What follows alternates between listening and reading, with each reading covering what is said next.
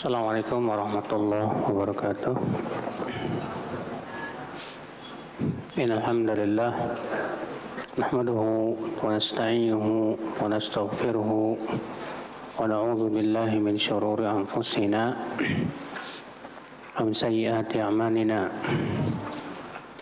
Man yahdihillahu fala mudilla lahu wa man yudlil fala hadiya lahu.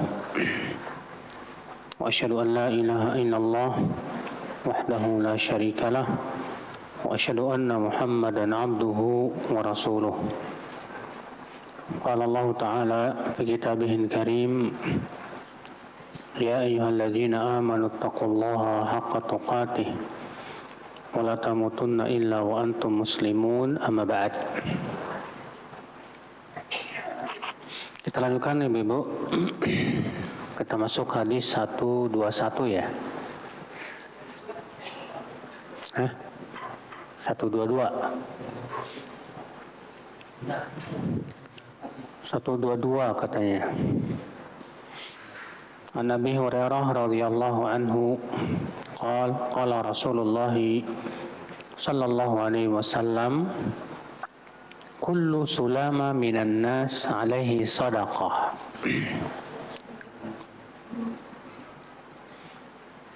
Kulla yawmin tatlu'u fihi syams ta'dilu bainal itsnaini sadaqah wa tu'inu ar-rajula fi dabbatihi fatahmiluhu 'alayha aw tarfa'u lahu 'alayha mata'ahu sadaqah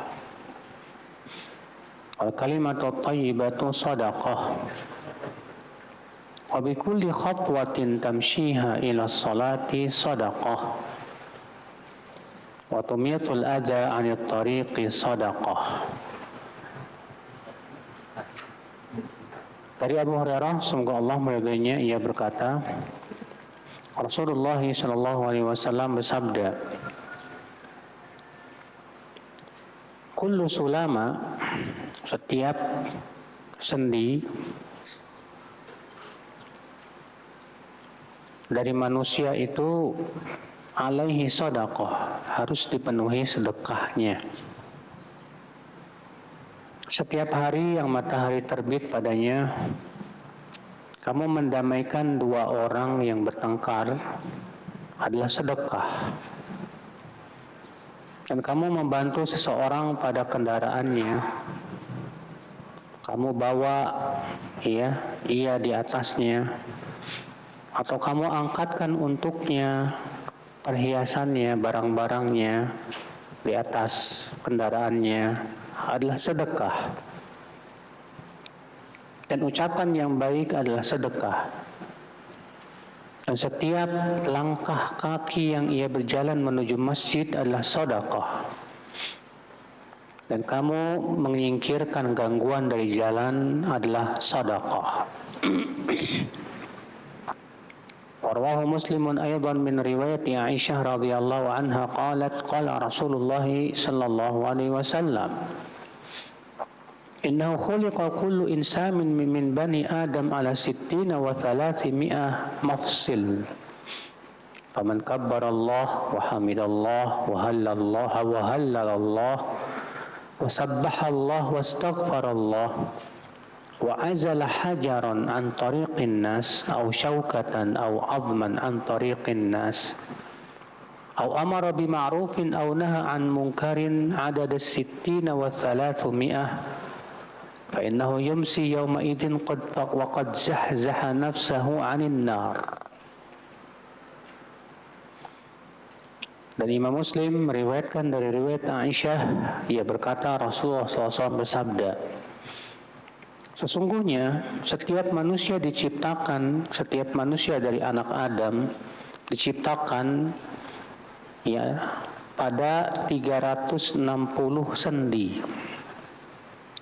Maka siapa yang bertakbir kepada Allah dan memuji Allah dan bertahlil, itu la ilaha illallah, dan bertasbih kepada Allah, itu subhanallah, dan memohon ampun kepada Allah, yaitu istighfar, dan ia menyingkirkan batu dari jalannya manusia, atau duri atau tulang, atau ia menyuruh kepada kebaikan atau melarang dari kemungkaran sejumlah 360 itu setiap harinya, maka di sore harinya, di hari itu ia telah memerdekakan dirinya dari api neraka. Iya. Hadis ini ibu-ibu kita ambil faidah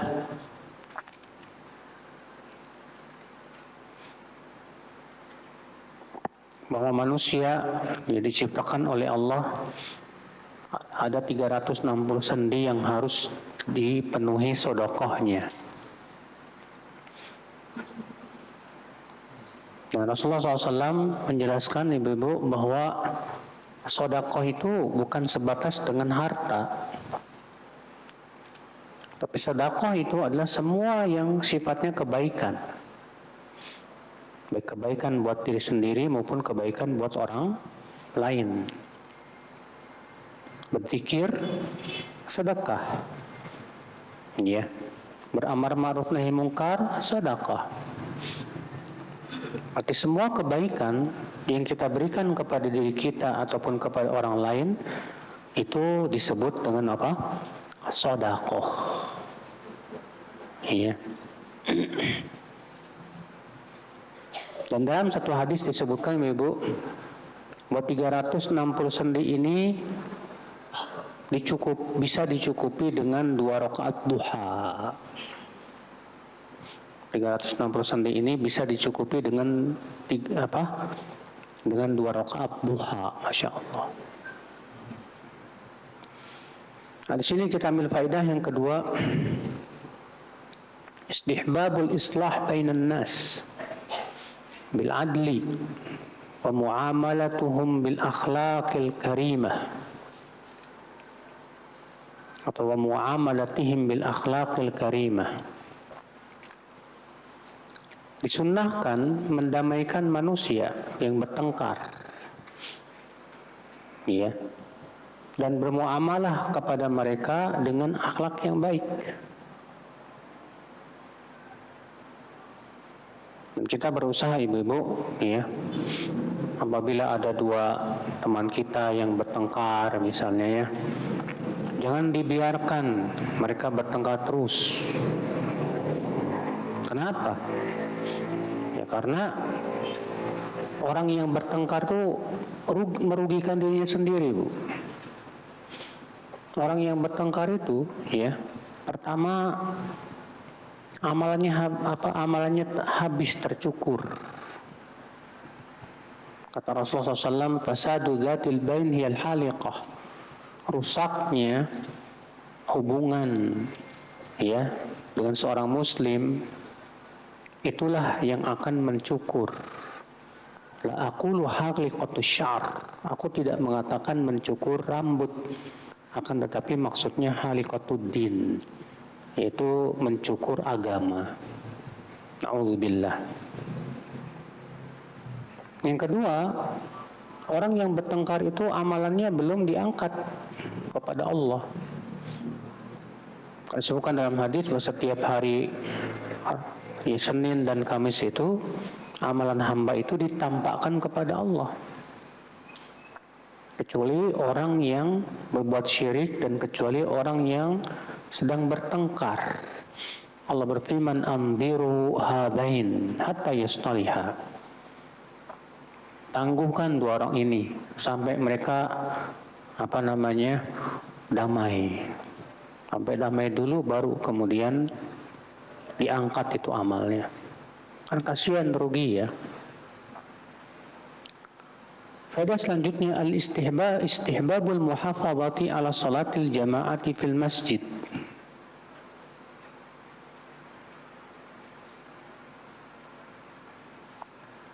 Anjuran untuk memperbanyak langkah kaki ke masjid untuk menjaga salat berjamaah di masjid.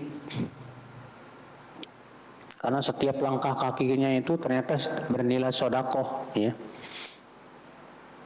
Kata Rasulullah SAW, wa bi kulli khatwatin tamshiha ila salati sadaqah. Dan setiap langkah kaki kamu, ya, yang kamu pergi ke masjid itu sedekah. Masya Allah ya. Ini keutamaan luar biasa bagi mereka yang sholat berjamaah di masjid ya. Bayangkan kalau misalnya jarak dia dengan rumahnya 100 meter aja. Jarak dia dengan rumahnya berapa? 100 meter. Kalau 100 meter misalnya 1 meternya dua langkah, lumayan. Berarti berangkat 200, pulang 200. Berarti sekali berangkat 400 dapat tuh sekali sholat. Gimana kalau 5 waktu? 400 kali 5 aja. Tiap hari dapat 2000 sedekah. Luar biasa. Iya. Hadis berikutnya, Nabi SAW qala, "Man ghada ila al-masjid aw raha, a'adda Allahu lahu fil jannati nuzulan kullama ghada aw raha." Nabi SAW bersabda, siapa yang pergi ke masjid di waktu pagi atau di waktu petang, Allah persiapkan untuknya di dalam surga nuzul. Nuzul itu artinya rezeki, hidangan untuk tetamu. Itu namanya nuzul. Dengan tanpa wawu. Kalau nuzul pakai wawu, ya, artinya turun. Tapi kalau nggak pakai wawu, nuzul, itu artinya hidangan untuk tetamu.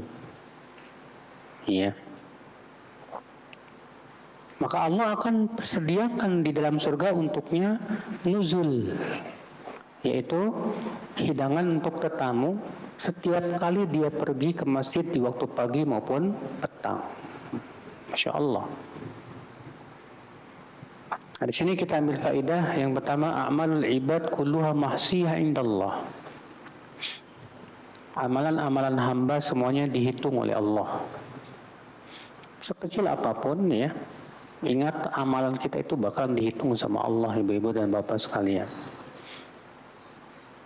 Allah berfirman, "Faman ya'mal mithqala dzarratin khairan yarah, wa man ya'mal mithqala dzarratin syarran yarah." Sekecil apapun pasti akan dapat balasannya tuh. Ada selanjutnya kata beliau, "Man dhahaba ilal masjid la yanhazuhu illa shalah, kutiba lahu mamsyahu fi dhahabihi wa iyabihi." Siapa yang pergi ke masjid tidak ada niat kecuali untuk sholat saja, maka langkah kakinya akan ditulis oleh Allah sebagai sedekah, sebagai kebaikan, ya, saat berangkat maupun pulang. Ini Masya Allah, langkah kaki yang ditulis sebagai sedekah, mengangkat derajat, menggugurkan dosa, hanya langkah kaki menuju masjid untuk tujuan sholat berjamaah. Sebagaimana kalau misalnya langkah kaki kita berjalan menuju pasar, Ustaz, nyari rezeki, cari nafkah, tetap ditulis oleh Allah, namun tidak sama dengan apa? Iya, untuk sholat berjamaah ke masjid. Ayat selanjutnya, fadlul muhafadzati ala sholatil jamaah. Keutamaan menjaga sholat berjamaah. Ini keutamaan buat laki-laki ya. Jaga betul itu sholat berjamaah itu. Jangan sampai ya kita menganggap remeh atau meremehkan sholat berjamaah. Jangan. Karena sholat berjamaah itu keutamaannya besar banget ya. Pertama, perjalanannya saja dari rumah ke masjid sudah dinilai, setiap langkah kakinya sudah dapat pahala, mengangkat derajat, menggugurkan dosa, dan bernilai sedekah. Ketika dia masuk masjid, ya, dan dia kemudian sholat tahiyat masjid, lalu duduk untuk menunggu sholat dikumandangkan, didirikan, maka ia terus diberikan pahala sholat. Karena fi sholah maka nanti sholah ia tahbisuhu, kata Rasulullah, maka ia terus berada di dalam sholat selama ia tercegah oleh sholat.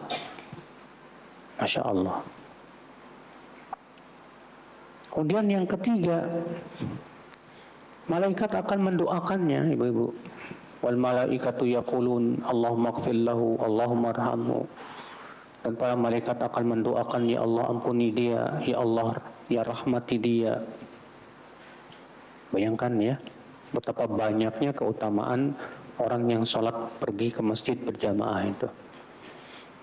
Makanya aneh ya kalau ada laki-laki yang senangnya sholat di rumah kayak perempuan. Iya. Hadis berikutnya, wa anhu qala Rasulullah sallallahu alaihi wasallam, ya nisa'al muslimat la tahqiranna jaratun li jaratiha walau firsina syatin, muttafaqun alaih.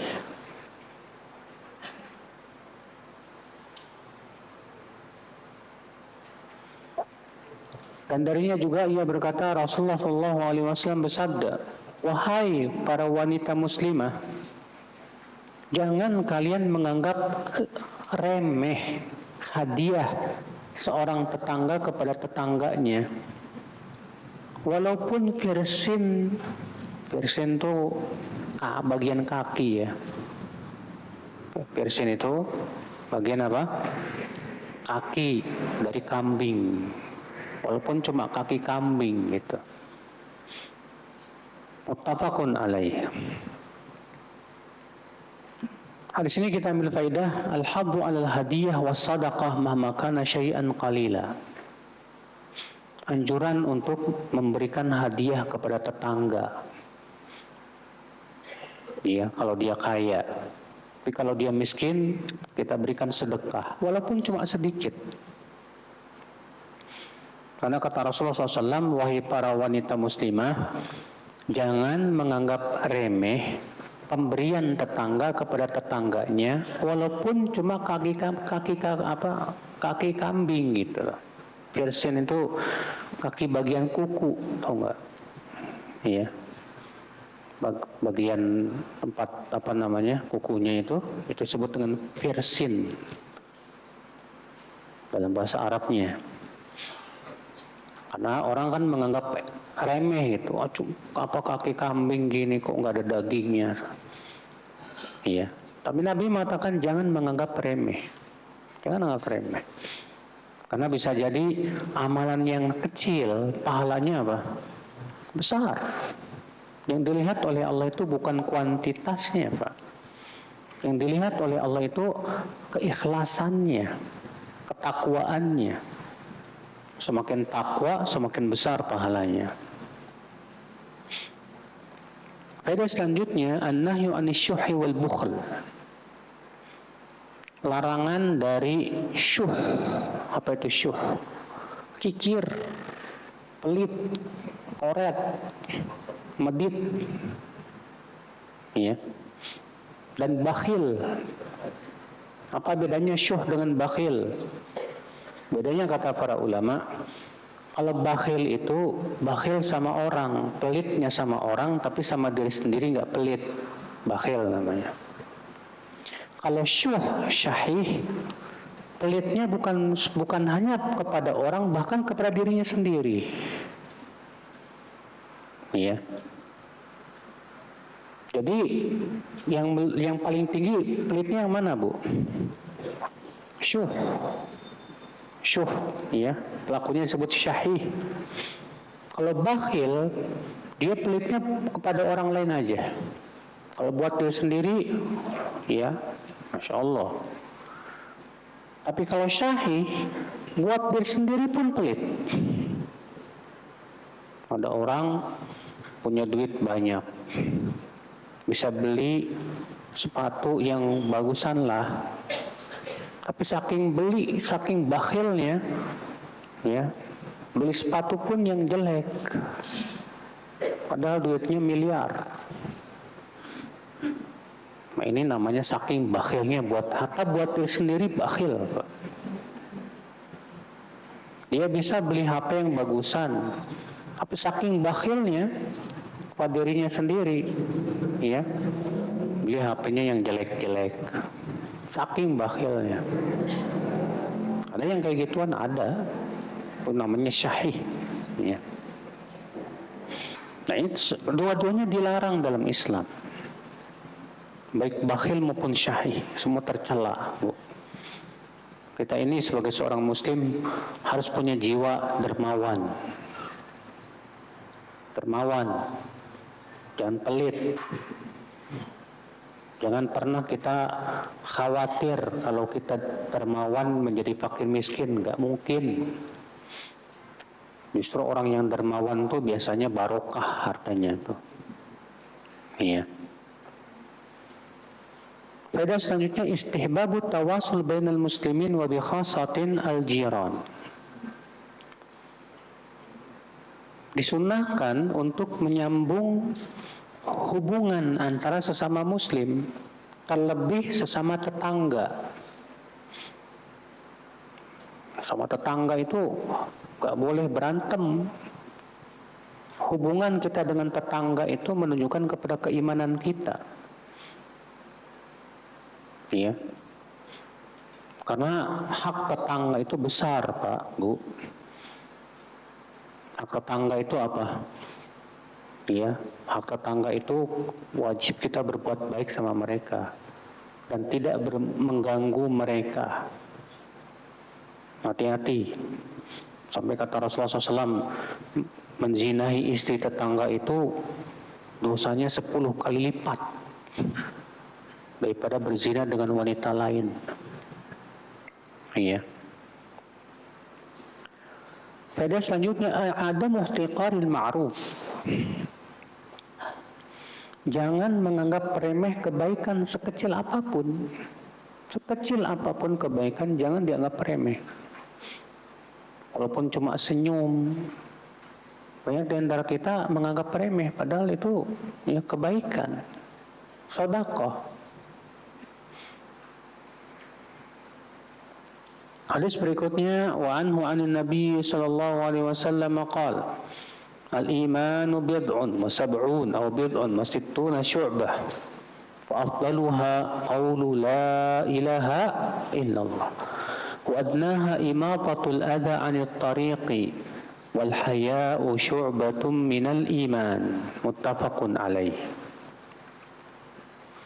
Iman itu ada 70 atau 60 lebih cabang. Yang paling utama adalah ucapan la ilaha illallah. Dan yang paling rendah adalah menyingkirkan gangguan dari apa? Jalan. Dan malu itu ya, termasuk bagian dari iman. Muttafaqun alaih. Di sini ibu-ibu, Rasulullah SAW menggambarkan kepada kita tentang iman itu ternyata ya seperti pohon. Pohon itu ada cabang-cabangnya, ya, ada pokoknya. Maka kata Rasulullah SAW, iman itu ada 70 lebih atau 60 lebih cabang. Terjadi keraguan di sini dari perawi ya.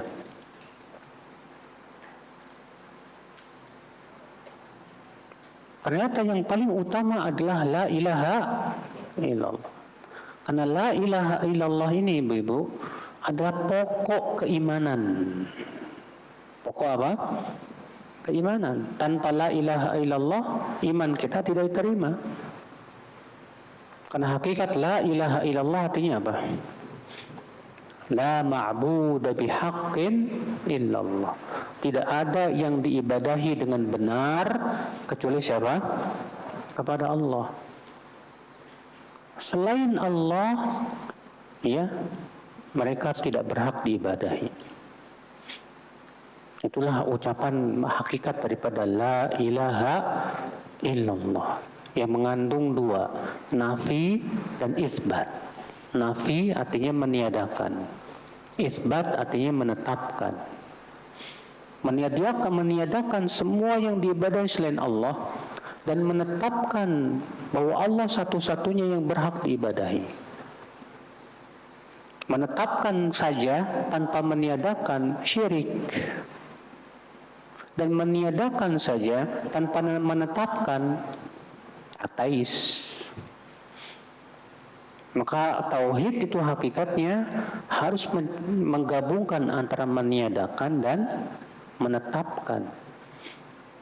Makanya Allah berfirman, "Faman yakfur bit-taghuti wa yu'min billah faqad istamsaka bil urwatil wuthqa." Siapa yang kafir kepada taghut dan beriman kepada Allah, sungguh ia telah berpegang kepada tali yang kuat. Lihat. Allah katakan siapa yang kafir kepada taghut. Siapa itu taghut? Semua yang diibadahi selain Allah. Dan beriman kepada Allah satu-satunya yang diibadahi, maka sungguh berarti ia sudah berpegang kepada tali yang kuat. Itulah la ilaha illallah. Maka tanpa la ilaha illallah, keimanan seorang hamba percuma. Ya, tidak diterima sama Allah Subhanahu wa taala. Sebagaimana Allah berfirman, "Wa ma yu'minu aktsaruhum billahi illa wa hum musyrikun." Dan tidaklah kebanyakan mereka beriman kepada Allah kecuali mereka berbuat kesyirikan. Nah, kalau iman disertai dengan kesyirikan percuma. Allah berfirman, "Innahu may yusyrik billah faqad harramallahu 'alaihi al-jannah wa ma'wahu an-nar." Sesungguhnya siapa yang beriman kepada Allah, sesungguhnya siapa yang berbuat syirik, mempersekutukan Allah, maka sungguh Allah haramkan ia dari api neraka, dan tempat tinggalnya adalah subhanallah. Sesungguhnya orang yang berbuat syirik, sungguh Allah haramkan ia dari surga, jannah, dan tempat tinggalnya itu dalam api neraka. Allah tegas mengatakan, orang yang berbuat syirik itu haram masuk neraka. Makanya la ilaha illallah itu kuncinya surga. La ilaha illallah pokoknya keimanan. Pokoknya itu. Kemudian Rasulullah mengatakan bahwa ternyata cabang keimanan yang paling rendah apa itu? Yaitu menyingkirkan dari jalan. Lalu Nabi mengatakan bahwa rasa malu itu bagian dari iman. Apa sih malu itu, Bu? Kata para ulama, malu adalah perangai yang membuat kita menjauhi perkara-perkara yang buruk.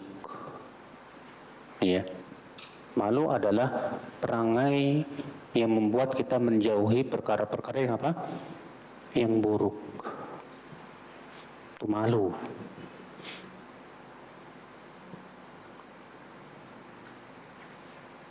Kalau ada orang malu, gara-gara malu malah jatuh kepada perkara yang buruk, malu bukan namanya? Bukan. Itu namanya lemah, ajis. Contoh misalnya, ada orang yang malu untuk menuntut ilmu, malu. Kita katakan itu bukan malu, Mas. Itu namanya lemah. Kalau kamu malu, diri kamu merasa bodoh, harusnya kamu nuntut ilmu dong. Ngapain malu? Makanya malu itu, tanda malu itu mengajak kepada kebaikan. Itu baru namanya malu. Dan menghindarkan dia dari keburukan, itu baru namanya malu. Orang kalau kehilangan rasa malunya, Bu, biasanya nggak peduli tuh. Mau baik mau buruk bodo amat gitu. Zaman sekarang banyak perempuan-perempuan yang sudah kehilangan rasa malunya, Bu. Mempertontonkan aurat, pahanya dipertontonkan di mana-mana. Gak malu lagi udah. Kenapa? Karena dicabut rasa malunya. Makanya Rasulullah mengatakan wal haya'u syu'batun minal iman. Malu itu bagian dari apa? Keimanan. Malu itu bagian dari keimanan. Perhatikan itu. Penting sekali kita untuk memelihara rasa malu. Ya. Baik, dari hadis ini kita ambil faidah, kata Syekh Salim. Al-imanu maratibu ba'duha fawqa ba'din fil ahamiyah. Iman itu bertingkat-tingkat. Sebagiannya lebih tinggi daripada sebagian yang lainnya. Semakin tinggi tingkatan iman, semakin menunjukkan akan urgensinya. Maka la ilaha illallah itu yang paling tinggi, berarti itu yang paling urgen. Bahkan itu merupakan pokok keimanan. Iya. Makanya kata para ulama, Bu, iman itu ada 3 tingkatan secara global. Secara global iman itu ada tingkat apa? 3 bagian, 3 tingkatan. Tingkatan yang pertama disebut pokok iman. Tingkatan yang pertama disebut pokok iman, yaitu perkara-perkara yang apabila hilang akan menyebabkan hilang keimanan sama sekali. Karena dia pokoknya nih. Iya. Seperti apa? Seperti rukun iman. Iman kepada Allah, malaikatnya, kitab-kitabnya, para nabinya. Ya, beriman kepada hari akhirat. Ini semua pokok iman ini. Orang yang beriman kepada Allah tapi enggak beriman kepada malaikat, maka kata para ulama dia kafir, murtad agama Islam. Ada orang yang beriman kepada Allah, malaikatnya, kitab-kitabnya, para nabinya, tapi enggak beriman kepada hari akhirat. Enggak percaya adanya hari akhirat. Disebut muslim tidak, Pak? Dia bukan muslim, kafir. Ada orang yang beriman kepada Allah, malaikatnya, kitab-kitabnya, tapi enggak beriman kepada salah seorang nabi. Muslim? Bukan. Dia kafir. Perhatikan, karena ini masalah-masalah pokok ini, Pak. Yang apabila hilang salah satu pokok imannya, hilang seluruh imannya, nggak disebut muslim lagi udah. Iya. Makanya perhatikan betul masalah pokok-pokok keimanan itu. Karena itu masalah pokok itu yang menyebabkan hilangnya keimanan. Jangan diremehkan. Iya. Ibu-ibu dan bapak sekalian. Yang kedua, yang disebut dengan kamalul iman, kesempurnaan iman. Dan kesempurnaan iman ini dibagi oleh para ulama menjadi 2 macam. Yang pertama, kamalul iman al-wajib. Kesempurnaan iman yang wajib. Kesempurnaan iman yang apa? Yang wajib. Apa itu kesempurnaan iman yang wajib? Yaitu semua perkara-perkara yang Allah wajibkan. Namun ia tidak masuk dalam pokok iman. Ia tidak masuk dalam apa? Pokok iman. Contohnya apa? Berbakti kepada orang tua, berhaji, zakat, puasa atas pendapat jumhur. Salat masuk pokok iman apa kesempurnaan iman yang wajib? Diikhtilafkan ulama. Imam Ahmad dan kebanyakan para sahabat mengatakan salat itu termasuk pokok iman. Siapa yang tidak sholat maka hilang imannya seluruhnya. alias kafir.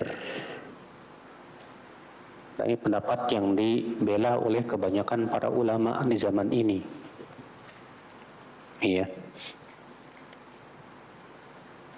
Sebagian ulama, dan itu pendapat imam yang 3, mazhab Syafi'i, Hanafi, Maliki, mengatakan bahwa sholat tidak termasuk pokok iman, tapi ia masuk dalam kesempurnaan iman yang wajib. Konsekuensinya apa? Kalau ada orang yang nggak sholat, bukan karena mengingkari kewajibannya, masih disebut muslim. Iya. Nah, sholat ini diperselisihkan oleh ulama, apakah dia masuk dalam pokok iman atau masuk dalam kesempurnaan iman yang wajib. Adapun zakat, puasa, haji, kebanyakan ulama merajihkan bahwa itu masuk dalam kesempurnaan iman yang wajib. Demikian pula berbakti kepada orang tua, menjaga silaturahim.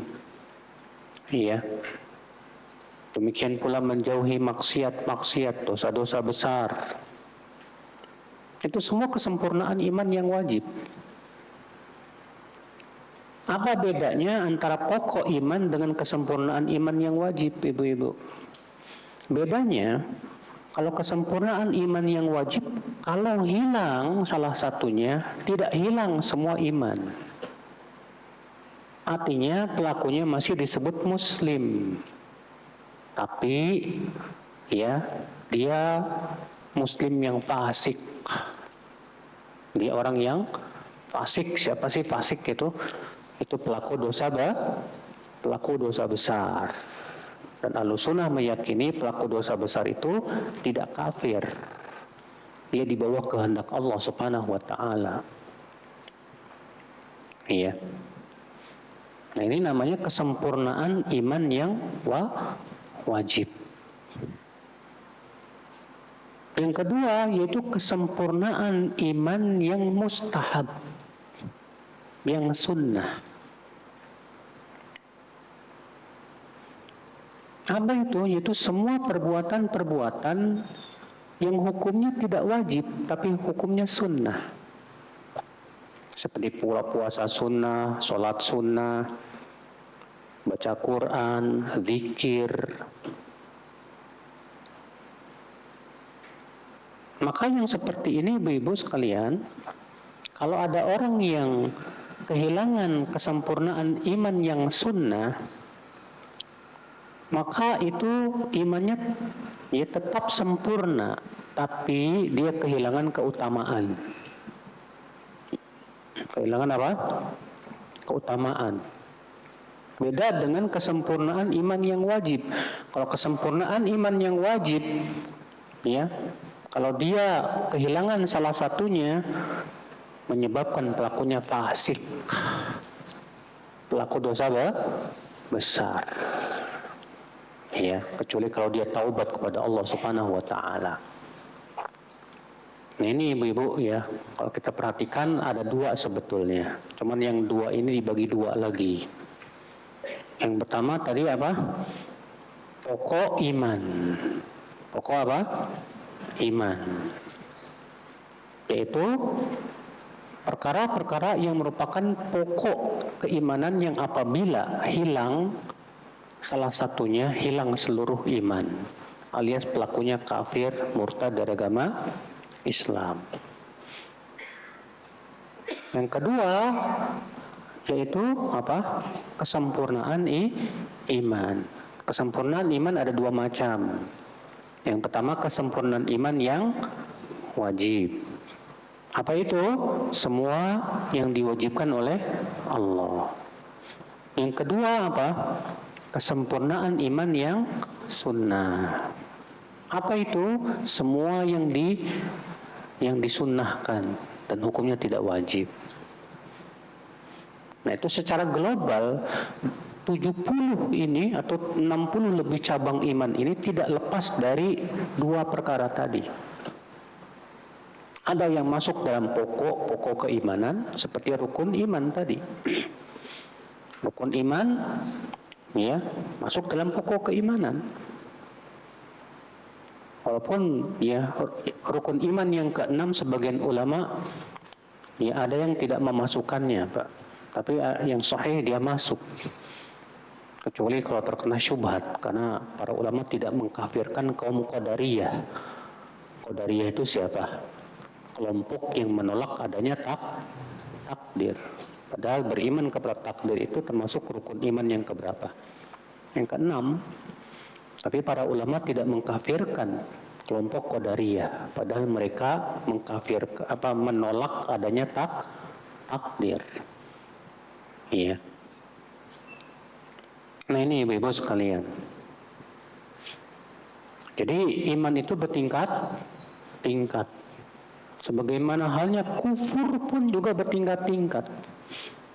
Ada yang masuk kufur besar, ada yang masuk dalam kufur kecil. Iya. Faedah yang kedua, kata beliau, al-imanu inda salafi ahlil hadithi qaulun wa amal. Iman menurut salaf ahli hadis, maksudnya Ahlussunnah wal Jamaah, terdiri dari ucapan dan perbuatan. Iman menurut ahli sunnah terdiri dari ucapan dan perbuatan. Loh, kok cuma 2 Ustaz? Bukannya ditambah 3 keyakinan hati. Tak dulu. Para ulama membagi kata qaul ucapan menjadi 2. Ucapan hati dan ucapan lisan. Dan amal dibagi menjadi 3. Amalan hati, amalan lisan, dan amalan anggota badan. Ya. Ucapan hati itu apa maksudnya, Pak, Bu? Ucapan hati itu adalah at-tasdiq, yaitu membenarkan, itu ucapan hati. Dan ucapan lisan apa itu? Yaitu mengucapkan 2 kalimat syahadat, asyhadu an la ilaha illallah. Amalan hati, apa itu amalan hati? Amalan hati banyak, contohnya tawakal, ikhlas, ya, cinta karena Allah, benci karena Allah. Nah ini semua masuk dalam amalan hati. Ada lagi amalan lisan, contohnya apa? Zikir, baca Quran, mengucap berdakwah, ya, menjelaskan tentang ilmu. Itu amalan lisan. Amalan anggota badan contohnya apa? Sholat, puasa, haji. Nah, itu amalan anggota badan. Nah, menurut Ahlussunnah, ya, iman itu qaulun wa amal, ucapan dan perbuatan. Dan lebih terperinci lagi kita katakan iman adalah keyakinan dengan hati, ucapan dengan lisan, dan amalan dengan anggota badan. Iya. Dan inilah ibu-ibu keyakinan Ahlussunnah wal Jamaah. Keyakinan ini diselisih oleh firqah apa itu? Murji'ah. Siapa Murji'ah? Itu mereka menolak amal bagian dari iman. Mereka mengatakan katanya amal tidak termasuk iman. Sehingga menurut mereka amalan manusia tidak mempengaruhi keimanan. Ketaatan tidak menambah keimanan, kekufuran dan kemaksiatan tidak mengurangi keimanan. Nah, Murji'ah ini, Bu, ada 3 kelompok rupanya, Bu. Kelompok pertama disebut dengan Murji'atul Fuqaha. Itu Murji'ahnya Abu Hanifah. Ya. Di mana yang pertama kali mencetuskan Murji'atul Fuqaha ini gurunya Abu Hanifah. Namanya Hamad bin Abi Sulaiman. Ada yang mengatakan Salim Al-Aftas. Yaitu mereka punya keyakinan murjiah fuqaha ini bahwa iman itu hanya keyakinan dengan hati dan ucapan dengan lisan. Adapun amal tidak termasuk iman. Nah, ini murjiahnya siapa, Pak? Tadi, Bu? Murjiah apa namanya? Murjiah fuqaha. Kenapa disebut fuqaha? Karena dinisbatkan kepada ahli fikih yang bernama Abu Hanifah. Imam Abu Hanifah. Beliau kan seorang ahli fikih, Pak. Yang kedua, kelompok Jahmiyah, murjiahnya Jahmiyah. Mereka meyakini iman itu hanya sebatas ma'rifah, keyakinan dengan hati, udah.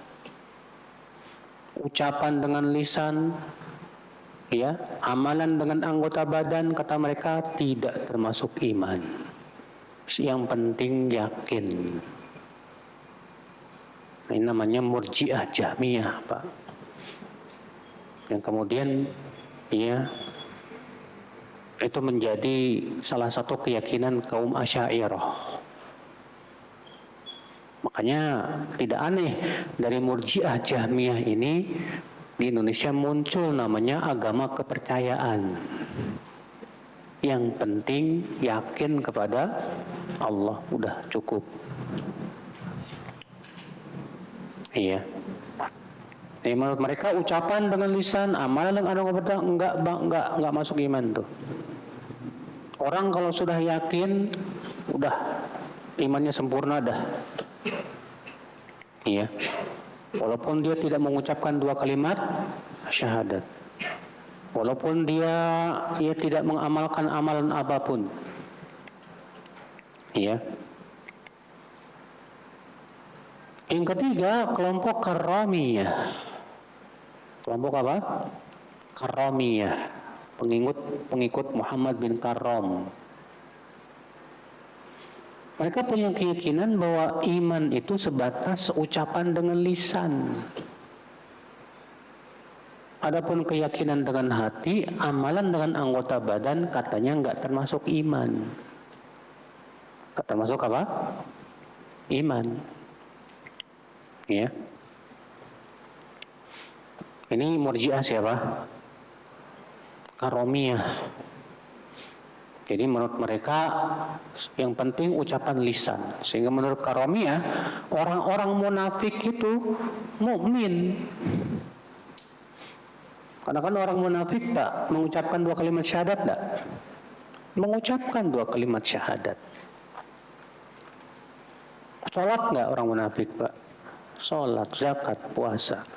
Karena mereka mengucapkan 2 kalimat syahadat, ya sudah, mereka mukmin. Ya, sehingga mereka menyamakan antara orang Abu Bakar dengan orang-orang munafikin karena sama-sama mengucapkan dengan lisan. Padahal orang munafik jelas-jelas menyembunyikan kekafiran di hatinya, Pak.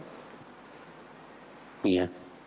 Nah, inilah 3 kelompok murjiah. 3 kelompok apa? Murjiah. 3-tiganya sesat.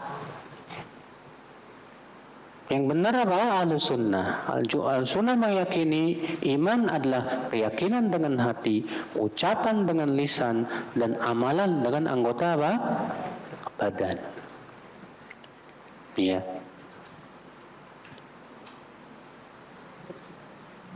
Namun Ahlussunnah meyakini, Bu, tadi iman itu ada yang masuk dalam pokok keimanan dan ada yang masuk dalam kesempurnaan iman. Nah, ini beda dengan kaum Khawarij. Kaum Khawarij menjadikan amal semua masuk dalam pokok iman. Sehingga menurut dia pelaku dosa besar kafir. Orang yang berzina kafir. Orang yang minum arak kafir. Orang yang mencuri kafir, halal darahnya. Iya. Ini pun juga pendapat yang menyesatkan. Ibu-ibu sekalian. Paham nggak Bu? Paham insyaallah ya. Jadi iman menurut Ahlussunnah apa? Keyakinan dengan hati, ucapan dengan apa? Lisan, amalan dengan anggota. Kalau ada orang berkata begini, yang penting tuh hatinya baik. Ini ucapan Ahlussunnah bukan? Bukan. Ini ucapan siapa? Murji'ah. Ucapan apa? Murji'ah. Sebagian orang kan mengatakan, saya walaupun nggak pakai jilbab tapi hati saya dijilbabin loh mas. Ini Murji'ah ini. Karena kenapa? Karena dia mengeluarkan amal dari iman. Seakan iman itu cukup apa dengan hati. Ini Murji'ahnya Jahmiyah ini. Iya. Nggak cukup kita katakan. Nggak bisa. Pahami baik-baik. Iya. Faedah selanjutnya Ibu dan Bapak sekalian, al-imanu dafi'un wa dhabitun lil amali salih. Fa huwa alladhi yuthmiru salihati wa huwa alladhi yuqayyidu tawjiha li mardatillah. Iman itu pendorong dan pembatas untuk amal saleh. Karena imanlah yang membuahkan amalan saleh. Dan iman juga yang mengikat dan membimbing amal saleh agar diridhoi oleh Allah. Yang mendorong kita beramal saleh karena apa? Keimanan kita kepada Allah dan kehidupan akhirat. Kenapa sih ibu sholat? Karena saya beriman. Kenapa ibu zakat? Ibu kan udah capek-capek cari duit, tahu-tahu dikasih orang fakir miskin, enak dong fakir miskin. Ibu berkata, karena Allah yang memerintahkan. Berarti berdasarkan iman tidak? Iman kepada Allah. Kenapa ibu kok tidak mau mengganggu tetangga dan selalu berbuat baik sama tetangga? Saya takut akan adab Allah. Masya Allah, iman. Makanya iman itulah sumber berbagai macam amal.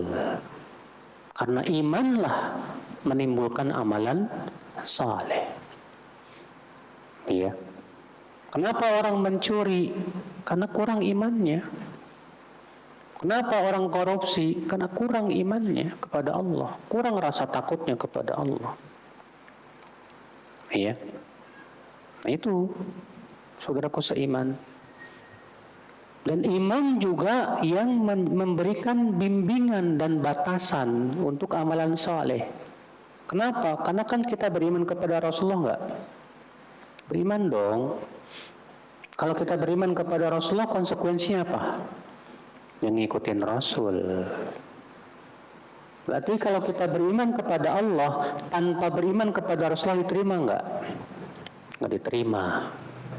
Maka dengan beriman kepada Rasulullah, berarti ibadah kita kepada Allah harus sesuai dengan tuntunan Rasul. Cara sholatnya harus sesuai dengan tuntunan Rasul. Cara zakatnya, puasanya, hajinya. Iya. Faedah selanjutnya, al-imanu yatajazza'u wa lidzalika fahuwa yazidu wa yanqus. Yazidu bil ta'ati wa yanqusu bil ma'siyati. Wa yanbani ala hadha anna murtaqibal kabirah la yakfur bal yunqisu imanahu. Iman itu terbagi-bagi, bercabang-cabang. Iman itu terbagi-bagi dan bercabang-cabang. Oleh karena itu iman itu bertambah dan berkurang. Iman itu bertambah dan apa? Berkurang, bertambah dengan ketaatan dan berkurang dengan kemaksiatan. Kalau kita punya keyakinan seperti Ahlussunnah Pak Bu, bahwa iman itu bercabang-cabang, ya, dan iman itu ada yang masuk dalam pokok iman, ada yang masuk dalam kesempurnaan iman, baik yang wajib maupun yang sunnah. Maka konsekuensinya pasti menetapkan bahwa iman itu bertambah dan berkurang. Sekarang yang satu cuma sholat wajib doang. Yang satu bukan cuma sholat wajib, yang sunnah-sunnah dia lakukan. Menurut ibu imannya sama enggak? Enggak mungkin sama. Tentu orang yang sholat sunnah juga selain yang wajib itu lebih tinggi imannya daripada yang cuma yang wajib dong. Enggak bisa disamakan. Ya. Kalau kita punya keyakinan tentang iman yang benar, pasti kita akan mengatakan gak mungkin sama antara munafik dengan orang yang beriman. Mana mungkin sama. Orang munafik menyembunyikan keimanan, menyembunyikan kekafirannya, memperlihatkan keimanannya, hanya pura-pura saja. Ya. Kalau orang murjiah mengatakan sama. Tentu ini kezoliman, Pak. Kalau orang yang punya keyakinan bahwa iman itu bertambah dan berkurang, konsekuensinya apa?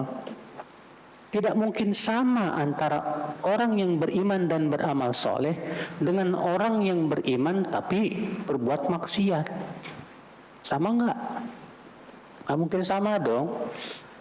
Masa mau disamakan orang yang beriman, bertakwa, menjauhi yang haram dengan pencuri, koruptor, ya, pemakan arak? Mau disamain enak aja. Sedangkan murjiah mengatakan sama. Ini kezoliman. Makanya Allah mengatakan apa? Ya. Am hasibal ladzina jtarahu sayyiati an naj'alahum kal ladzina amanu wa 'amilus salihati sawa'an mahyahum wa mamatuhum sa'a ma yahkumun, dan surat Al-Jathiyah.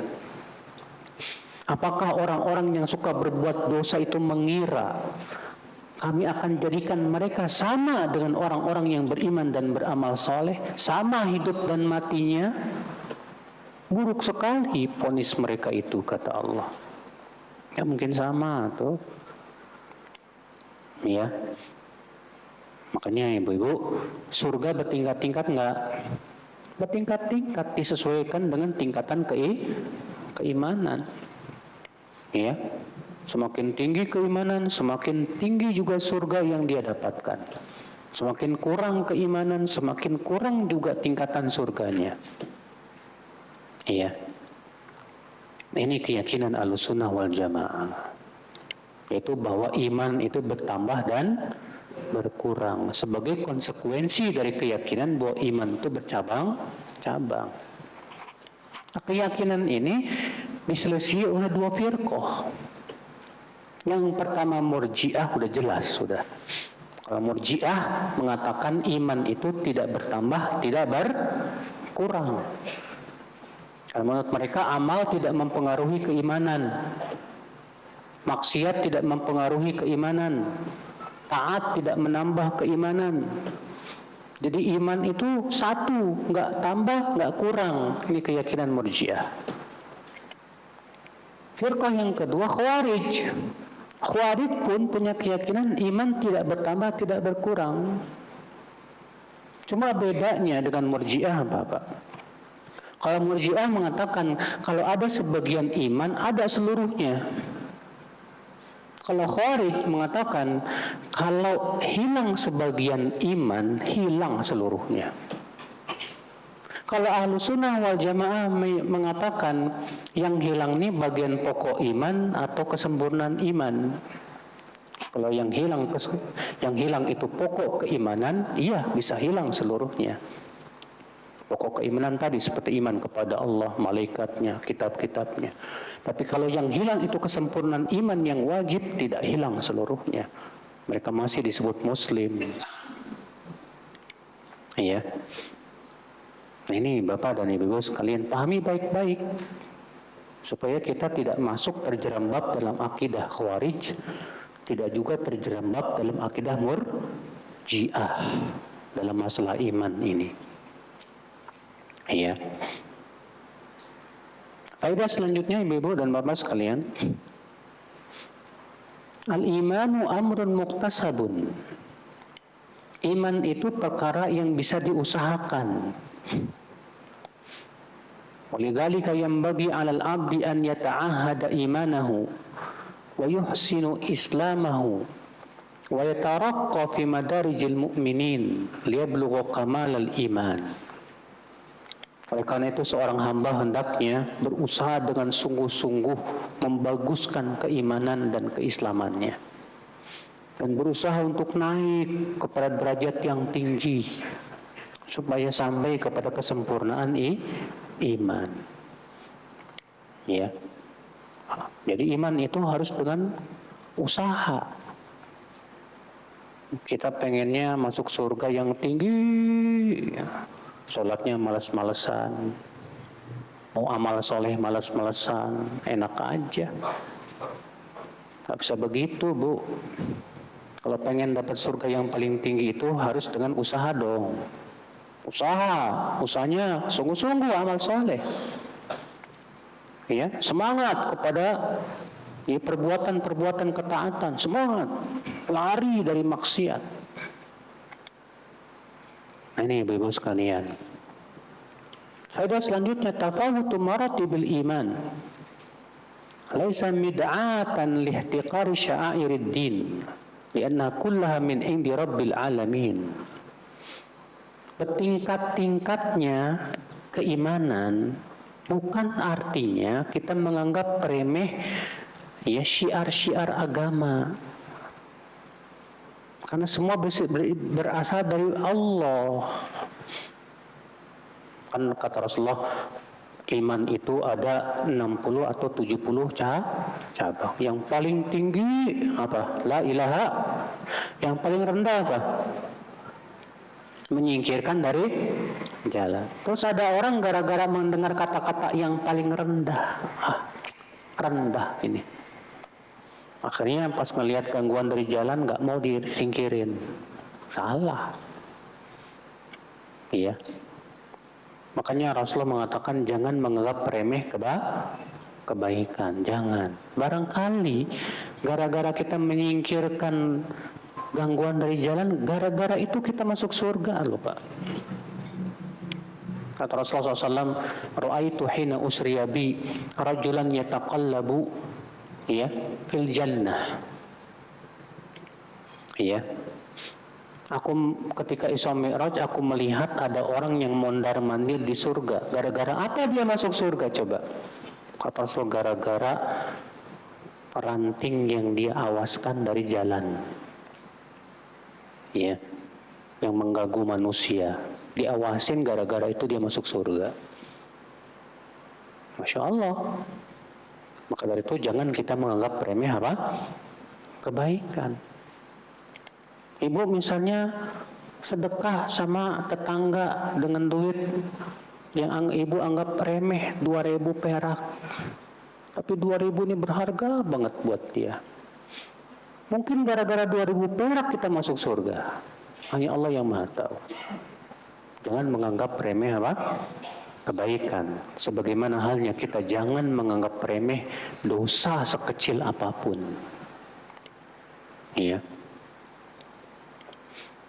Pada selanjutnya, al-haya'u khuluqun mahmudun yab'atsu 'alal imani billahi wa muraqabatihi wa mujahadatin nafsi 'ala ta'ah. Rasa malu adalah akhlak yang terpuji, yang menimbulkan keimanan kepada Allah dan merasa diawasi oleh Allah, dan menimbulkan berjihad melawan hawa nafsu untuk senantiasa taat. Nah, itulah rasa malu. Semakin kuat rasa malunya kepada Allah, Bu, semakin dia taqarrub kepada Allah. Semakin malu untuk memaksiati Allah. Semakin kurang rasa malunya, kurang juga amal solehnya. Makanya penting banget ya, punya yang namanya rasa malu. Pelihara baik-baik. Wanita yang kuat rasa malunya, dia akan menutup aurat, Ibu. Iya. Orang yang kuat rasa malunya, dia nggak berani berbuat maksiat karena dia malu sama Allah. Allah senantiasa mengawasi dia. Iya. Kita masuk hadis yang ke 126. Wa anhu anna Rasulullah sallallahu alaihi wasallam qala Bainama rajulun yamshi bi tariqin ishtadda alaihi al-'atash fawajada bi'ran fanazala fiha fasharib thumma kharaja fa idza kalbun yalhath ya'kulu ath-thara min al-'atash faqala ar-rajul laqad balagha hadha al-kalbu min al-'atash mithlu alladhi kana qad balagha minni فنزل البئر فملأ خفه ماء ثم أمسكه بفيه حتى رقي فسقى الكلب فشكر الله له فغفر له قالوا يا رسول الله إن لنا في البهائم أجرا فقال في كل كبد رطبة أجر متفق عليه. Rasulullah SAW bersabda, ketika ada seorang laki-laki berjalan, dalam satu riwayat lain disebutkan laki-laki ini pelacur ternyata, suka berzina. Ketika dia berjalan di jalan, dia merasa sangat kehausan sekali, ya, sangat kehausan. Lalu ia menemukan sebuah sumur, maka ia turunlah ke dalam sumur itu untuk minum. Kemudian ia naik lagi. Zaman dulu kan, ya, kalau di padang pasir ada sumur, nggak ada timbaannya, Pak. Berarti harus turun ke bawah. Ya. Kemudian ia keluar. Ternyata di luar ada anjing yang menjulurkan lidahnya dan memakan tanah karena saking kehausannya. Ya. Maka orang ini berkata, anjing ini pasti kehausan seperti aku tadi kehausan sekali. Maka ia pun turunlah ke dalam sumur itu. Lalu ia penuhi sepatu khufnya dengan air. Kemudian ia gigit dengan giginya sampai naik ke atas. Lalu ia beri minum ke anjing itu. Maka Allah pun berterima kasih kepadanya dan mengampuni dosanya. Masya Allah. Lalu para sahabat bertanya, wahai Rasulullah, apakah kita memberi minum hewan, makan hewan, itu ada pahalanya? Kata Rasulullah, pada setiap, ya, kabidin ratbatin. Kabid itu artinya hati, ya, yang basah, maksudnya makhluk hidup, itu ada pahalanya. Artinya kalau ibu ngelihat nih ada kucing kehausan dikasih minum, pahala. Anjing kehausan kasih minum, pahala. Ya. Kalau kucing, anjing saja kalau yang kehausan dikasih minum pahalanya gede. Gimana ngasih minum orang, Pak, yang kehausan, yang kekeringan? Lebih besar lagi pahalanya di sisi Allah Subhanahu wa taala. Ya. Ibu dan Bapak sekalian. Di sini kita ambil faedah, Pak, Ibu. Yang pertama kata Syekh Salim, fadlu suqil ma. Keutamaan memberi minum. Jangan dianggap memberi minum itu amalan yang kecil, itu besar di sisi Allah. Iya. Barokah banyak, bahkan itu sedekah jariyah. Pernah Imam Al-Hakim An-Nisaburi, penulis kitab Mustadrak Al-Hakim tuh, beliau dikasih sama Allah penyakit di wajahnya. Dia udah berobat kemana-mana, nggak sembuh-sembuh. Nggak sembuh-sembuh. Suatu hari ketika beliau mengajar di majelisnya, mengajar hadis, karena beliau kan ahli hadis, ya, datanglah seorang wanita. Lalu wanita ini berkata, wahai Aba Abdillah, Semalam aku bermimpi ya bertemu Rasulullah. Lalu Rasulullah SAW tersenyum kepadaku dan berkata, wahai wanita, tolong sampaikan salamku untuk ya Aba Abdillah. Sampaikan. Dan berikan kertas ini kepadanya.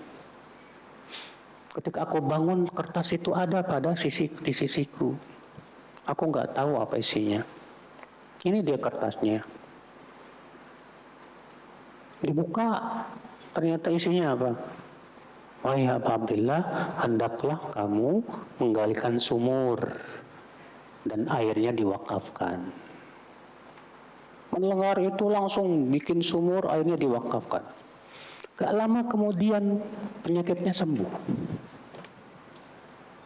Iya, sembuh, tidak meninggalkan apa-apa.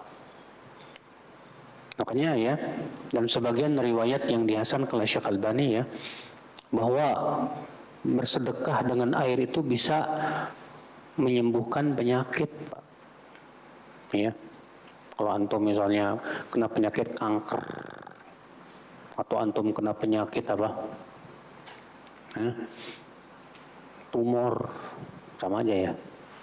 Atau penyakit TBC, udah berobat sana sini, ternyata nggak sembuh-sembuh. Nah, sedekah air deh. Biiznillah insyaallah. Dan kisah Al-Hakim tadi disahihkan oleh Syekh Albani rahimahullah. Iya.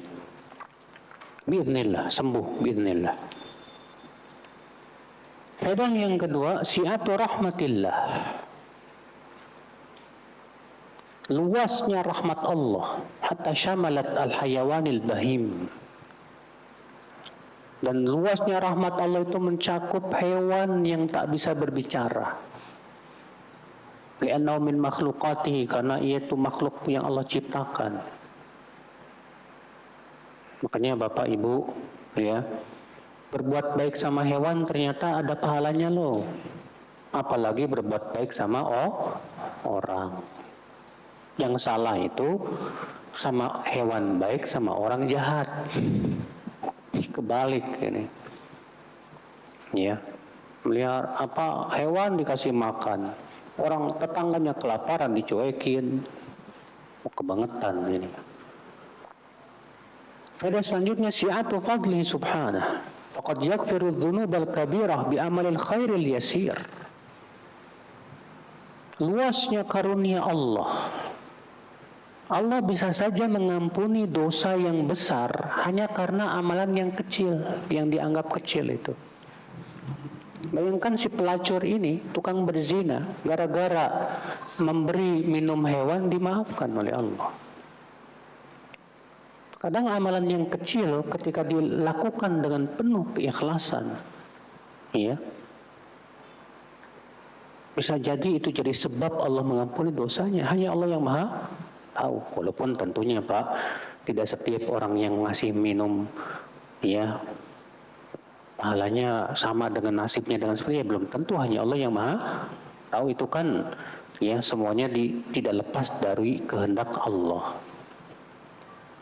Faedah selanjutnya, la yanbaghi ihtiqaru syai'in min a'malil birr li'annaha qad takunu sababan fi ghufrani dzunub. Jangan meremehkan amalan kebaikan. Sedikit, walaupun itu kecil, sedikit. Karena bisa jadi amalan kebaikan itu jadi sebab diampuninya dosa-dosa kita. Iya. Faedah selanjutnya, Allah subhanahu wa ta'ala la yakhfa alaihi syai'un min ahwalil ibad fayujazihim 'alaiha. Allah tidak tersembunyi kepadanya, ya, keadaan seorang hamba. Amalan hamba sekecil apapun Allah tahu dan Allah pasti balas. Faman ya'mal mithqala dzarratin khairan yarah wa man ya'mal mithqala dzarratin syarran yarah. Faedah selanjutnya ibu-ibu sekalian, fadlul ikhlas, keutamaan ikhlas karena Allah. Karena amal yang tidak dikotori oleh riya agung di sisi Allah. Ini orang ya dengan penuh sukarela masuk lagi ke sumur hanya karena melihat anjing yang kehausan. Dengan penuh sukarela, nggak ada orang, ikhlas. Ya, zaman itu nggak ada Facebook, Bu, nggak bisa update status. Iya, nggak kayak zaman sekarang update status. Ikhlas, sukarela dia. Ternyata besar di sisi Allah Subhanahu wa taala. Makanya kata sebagian ulama, kam min amalin saghirin tukabbiruhun niyyah. Berapa banyak amal yang kecil menjadi besar pahalanya gara-gara niat. Iya. Pada selanjutnya Ibu-ibu, intisyaru fahisyati zina fi Bani Israel. Bahwa perbuatan zina itu tersebar di kalangan Bani Israel dari semenjak zaman bahula. Semenjak zaman dulu. Iya. Ternyata umat Islam pun ikut-ikutan. Banyak yang berzina, na'udzubillah. Semoga kita dilindungi dari penyakit ini. Dan zina pelakunya terancam masuk neraka. Tapi ya, hadis ini jangan diceritain sama pezina ya. Takutnya nanti, ya dengan ngasih minum anjing haus saja saya sudah dimaafin. Gampang lah, akhirnya nggak mau tobat tuh. Ya, makanya kata para ulama, hadis ini tidak menunjukkan si pelacur ini setelah itu dia melacur, tidak. Bisa jadi setelah itu Allah berikan hidayah gara-gara apa? Memberi minum anjing itu. Allah beri hidayah dia sehingga dia menjadi seorang yang mukmin yang bertakwa. Iya. Demikian, semoga yang saya sampaikan bermanfaat. Kita buka tanya jawab. Barangkali ada yang mau nanya. Silakan Pak. Ini maaf Pak, saya masih awal punya agama, masih belajar. Saya mau bertanya barangkali dengan situasi Palestina ini. Padahal tetangganya kan Arab Saudi itu ibarat kita kan ibarat sepertinya acuan saja, padahal di sana sampai wanita hamil ya. Iya. Baik Pak. Apakah mereka seperti diam saja tidak menyerang lagi kepada? Ada yang mau nanya tentang Palestina. Kenapa Arab Saudi diam? Masalah politik itu bukan urusan saya Pak. Sebaiknya Bapak tabayun langsung sama Pak MBS, Pak Muhammad bin Salman. Jangan ke saya tabayunnya Pak. Karena masalah politik negara itu hak negara masing-masing. Mereka berbuat berdasarkan yang mereka pandang maslahat.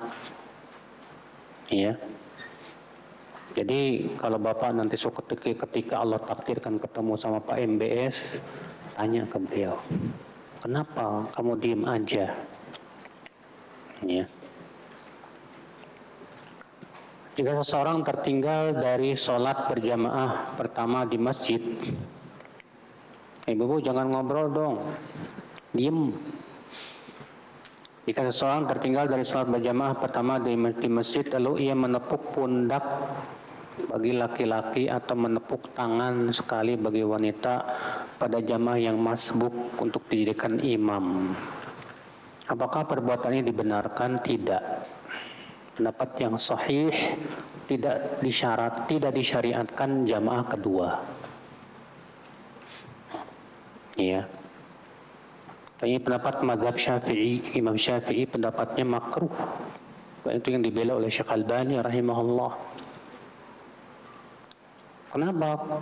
Karena pertama, Rasulullah SAW pernah terlambat sholat sampai ke masjid, orang sudah pada selesai, maka beliau pulang sholat di rumah.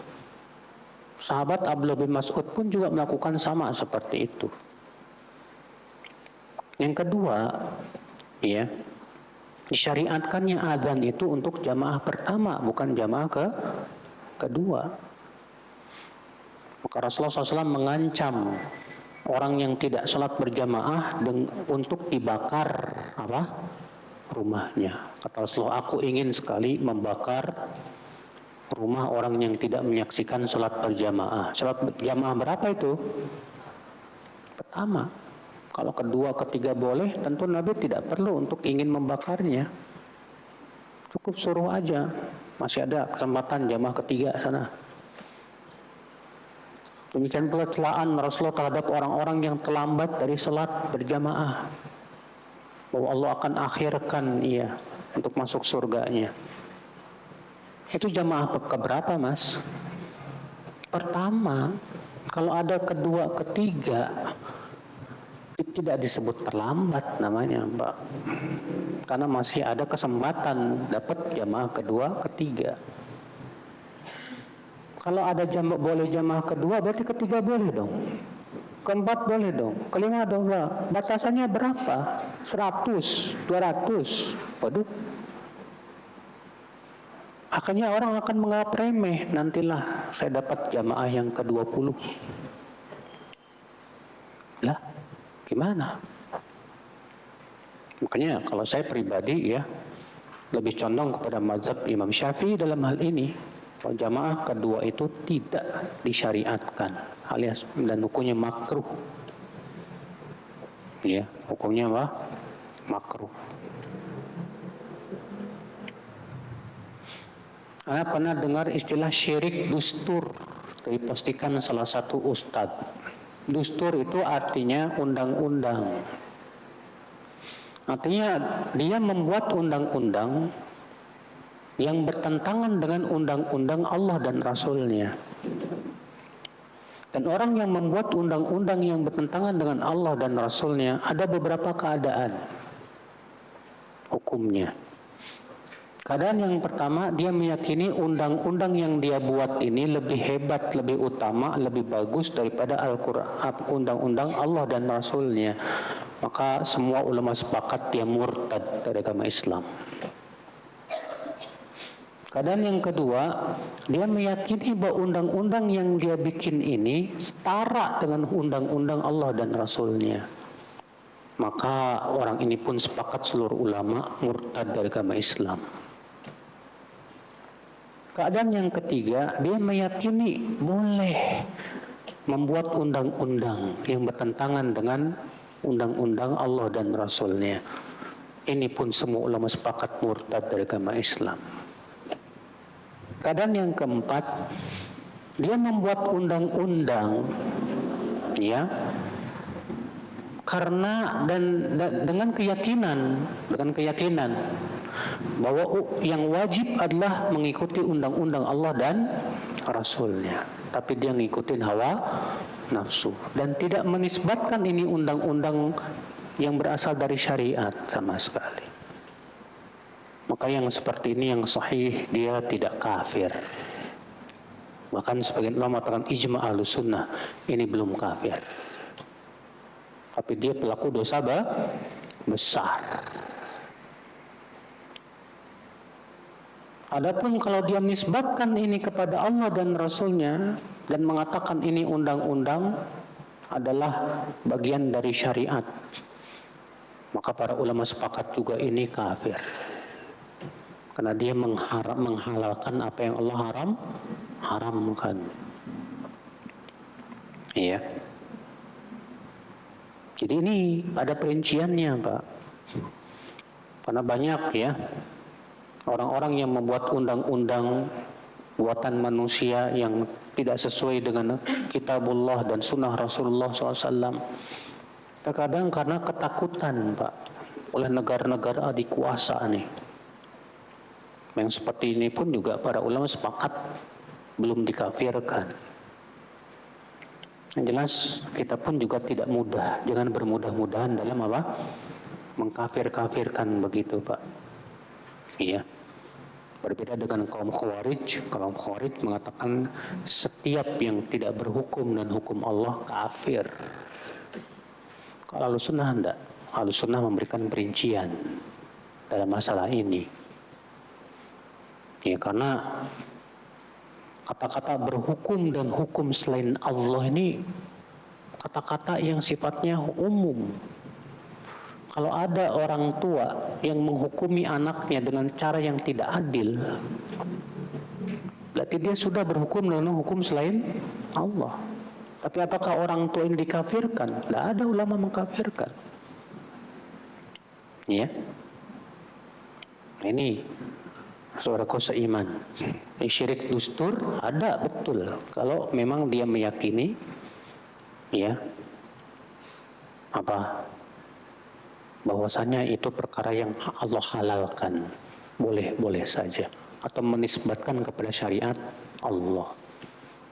Ya, seperti halnya orang-orang Yahudi yang menulis kitab aturan dan mengatakan hadza min indillah, ini berasal dari Allah. Iya. Adapun kalau dia tidak nisbatkan kepada Allah dan tetap yakin bahwa undang-undang Allah itu yang paling kuat, yang paling hebat, yang paling benar, tapi dia ngikutin hawa nafsu, yang seperti ini belum dikafirkan. Nah,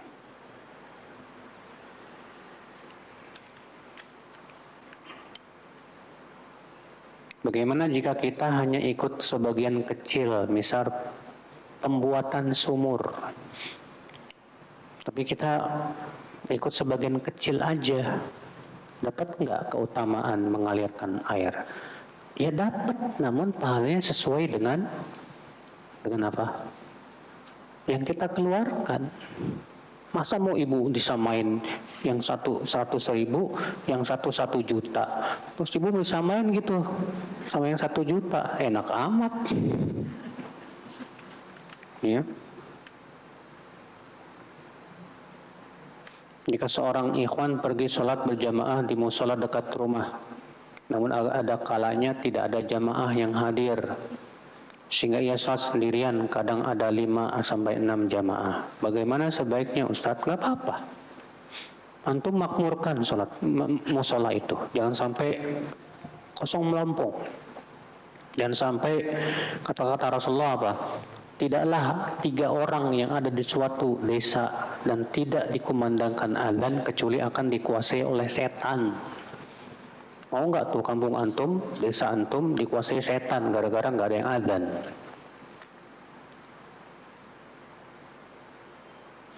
Bolehkah qobliyah zuhur 4 rakaat sekaligus dan bagaimana caranya? Boleh sekali-kali. Yang paling utama adalah dua. Berdasarkan hadis sholatul laili mathna, sholat malam dan sholat siang itu dua. Bagaimana caranya kalau 4 rakaat sekaligus dengan 2 tahiyat? Sebagaimana disebutkan dalam hadis Ali dikeluarkan Ibnu Majah, Rasulullah SAW pernah sholat qobliyah, ya, asar 4 rakaat. Dan di rakaat yang kedua beliau tahiyat. Ya, Allahu a'lam.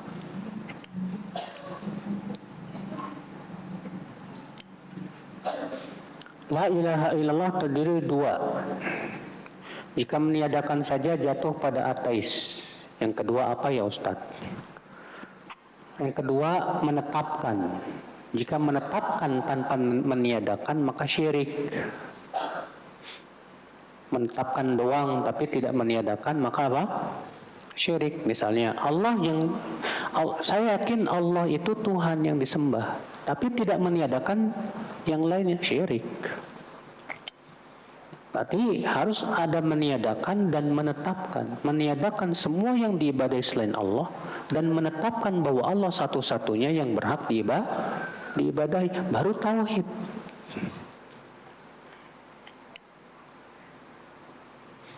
Sedekah itu berupa sedekah air minum kemasan atau sumur air.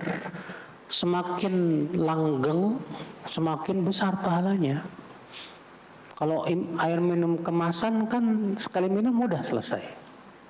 Kalau sumur kan ya terus dipakai. Tentu yang lebih bagus sumur. Memang yang disebutkan dalam hadis-hadis itu anjuran untuk menggalikan sumur memang. Iya. Apakah dengan memasukkan anak-anak ke pesantren dengan tujuan agar masa mudanya digunakan di atas ketaatan Apakah bisa menjadi orang-orang yang mendapatkan naungan di padang mahsyar? Iya. Kalau anak itu tumbuh dengan dimasukkan pesantren, dia tumbuh di atas ibadah, masa mudanya Masya Allah, ya, waktunya untuk menuntut ilmu dan ketaatan, Masya Allah, ya. Mudah-mudahan dia termasuk dalam hadis itu, syabun nasya'a fi ibadatillah, pemuda yang tumbuh dalam ibadah kepada Allah, ya. Ustadz, tetangga saya sering kerokean di sebelah rumah, kenceng. Dan di hati ini sering terngiang-ngiang nyanyiannya.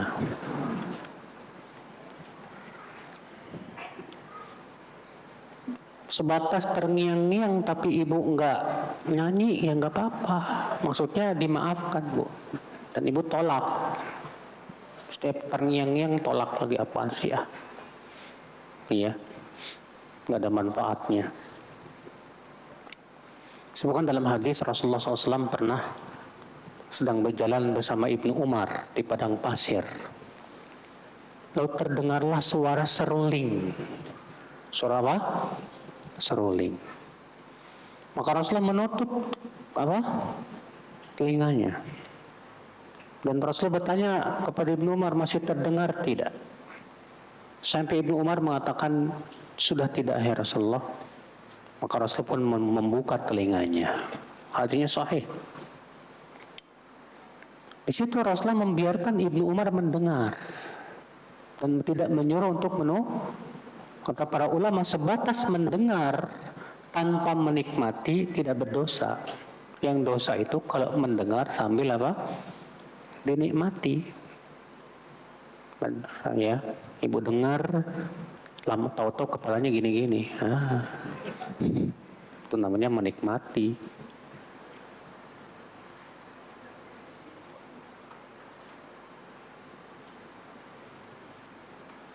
Dalam hadis riwayat Muslim disebutkan ayahku dan ayahmu di neraka, kata Rasulullah.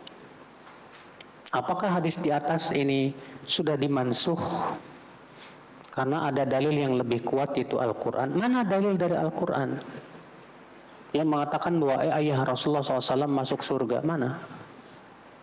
Gak ada satupun dalil dari Al-Quran yang mengatakan ayah Rasulullah masuk surga.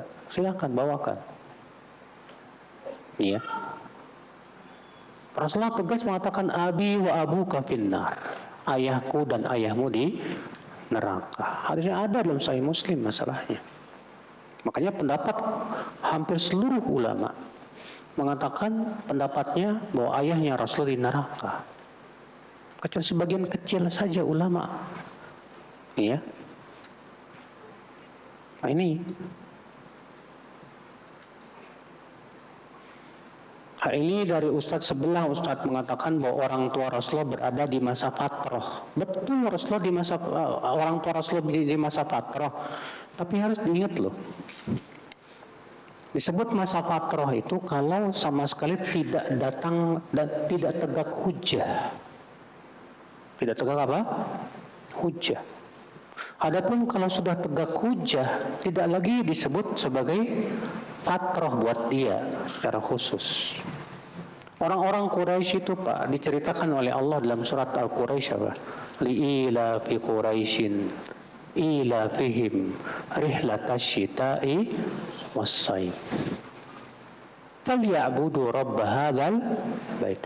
Li'ila fi kebiasaan orang Quraisy. Ila fihim rihlatash shita'i was-sayf. Kebiasaan mereka mengadakan perjalanan di waktu musim dingin dan di waktu musim panas. Waktu musim panas mereka pergi ke Syam untuk berdagang. Waktu musim dingin pergi ke Yaman. Di Syam mereka bertemu dengan ahli kitab tidak? Ketemu. Bahkan mereka mendengar berita-berita tentang akan kedatangan Nabi terakhir. Ya. Makanya ada tidak di kalangan Quraisy yang masuk agama Nasrani, Pak?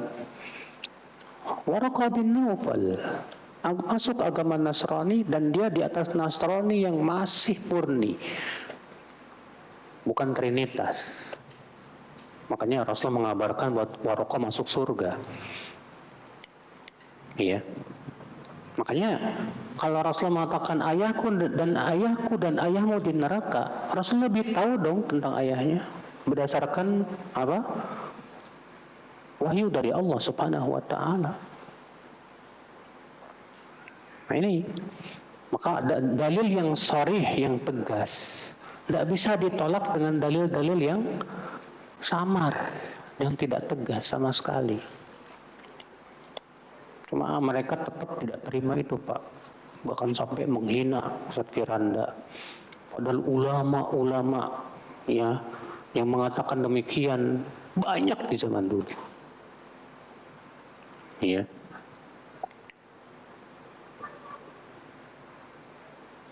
Bagaimana hukumnya anak kita yang pondok dan masuk dalam kategori safar, lalu dia ketika pulang ke rumah menggunakan fasilitas bus yang disediakan di pondok yang memang khusus hanya untuk rombongan pondok dan didampingi oleh pihak sekolah untuk memudahkan pihak orang tua yang jauh ketika menjemput.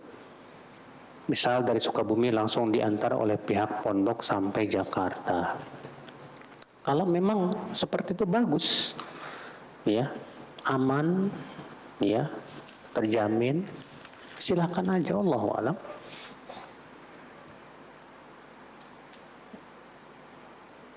Ketika dizalimi oleh orang kafir sebaiknya diam saja. Soalnya saya perempuan ketika diganggu hak bertetangga oleh mereka sekeluarga dengan ribut-ribut yang disengaja di jam tidur malam. Sudah dilaporkan ke RT, katanya mereka sudah menerima cuma 1-2 hari berkurang ributnya. Lalu kembali lagi. Dan malah ketika saya mau lewat dekat rumah mereka, cepat-cepat suaminya menyiram air seember di depan jalan yang mau Ana dan Ana lewati. Tadinya saya mau memberi hadiah, tapi yang keluar rumah lalu selalu suaminya. Apalagi sikapnya seperti menunjukkan memang entah hasad atau benci. Mungkin di pikiran mereka saya lebih nyaman hidupnya. Jadi mereka sering seperti ingin mengganggu saya. Apakah amalan saya tidak diterima karena kondisinya seperti berantem dengan mereka? Mereka yang nggak terima, yang mendapatkan murka Allah. Ibu kan nggak mengganggu, ibu yang diganggu. Masa ibu yang dibatalin amalnya kan lucu. Masa ibu yang nggak diterima amalnya kan lucu. Mereka yang jahat sama ibu. Dan ibu berusaha untuk sabar menghadapi mereka. Iya. Dan Allah Maha Adil. Allah pasti akan berikan balasan buat orang-orang yang zolim itu. Ini tetangga yang zolim masalahnya, Pak, Bu. Iya. Jelas kalau ibu ya bisa sampaikan lagi, jangan bosan kepada Pak RT dan RW. Ini masalahnya, Pak. Kemarin sih iya udah berkurang, tapi kemudian begitu lagi gimana ya, Pak? Sampaikan, terus sampaikan. Iya.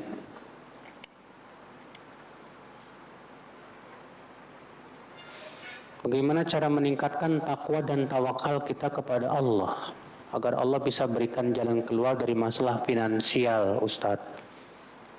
Karena qadarullah penghasilan suami pas-pasan, bahkan sering kurang.